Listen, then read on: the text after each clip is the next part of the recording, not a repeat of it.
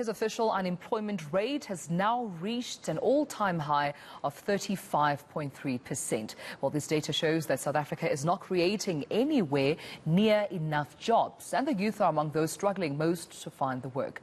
To discuss this, I'm now joined by Asanda Luwaca, chairperson of the National Youth Development Agency. Asanda, always a pleasure talking to you. Thank you so much for your time this morning.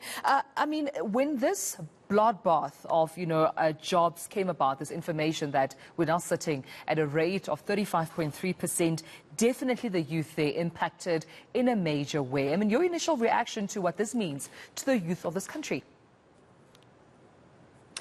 Thank you, Dumelo, and good morning to your viewers today.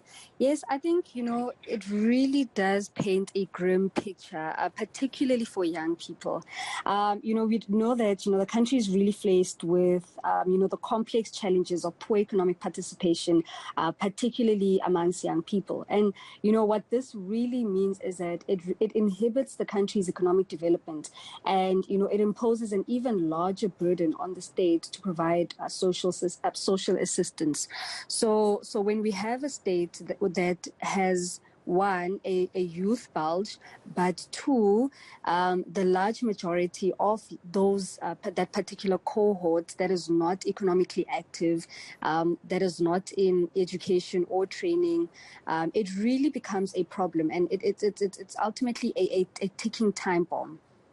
So with that being said, what work lies ahead, not only for government, but yourselves as well as the National Youth Development Agency to continue advocating for more investments, which in turn will create these jobs for the youth?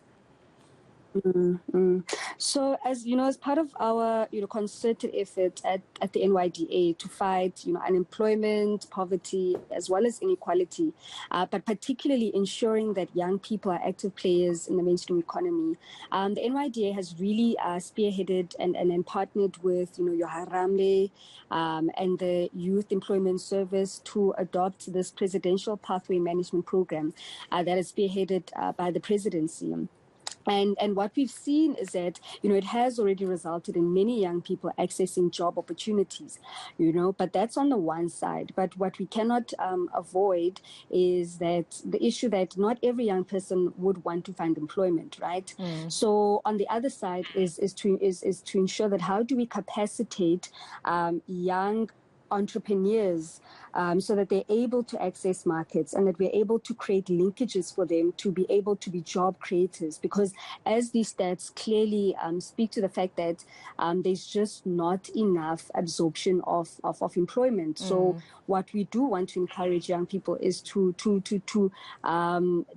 go towards, entrepreneurial activities. And we do have various products and services that we offer young people, as well as strategic partnerships that will capacitate young people, whether it's financial or through non-financial support, so that they're able to grow and sustain their businesses. Yeah. Most young people in this country, Asanda, often complain about, barriers to entry into the market. And I suppose that's why the president, during the State of the Nation address, informed the country of their task team delegated with ensuring there's less red tape so that young people, including others who are previously disadvantaged, can access markets. I mean, how important is it right now, more than ever, to address the issue around red tape?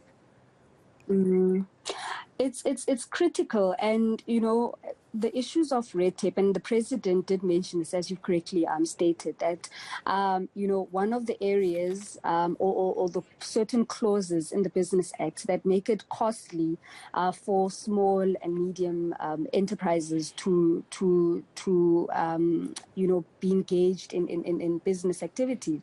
But also what's important is this issue that the president mentioned, and it's around ensuring that we build social compacts, right? And ultimately, we'd want to grow the economy, create jobs, and alleviate hunger. But the understanding of the social compact is that it needs to inculcate every person, and really ensuring that young people specifically are part and parcel of the social compact, so that they're able to participate in the mainstream economy and that they're able to make that meaningful impact.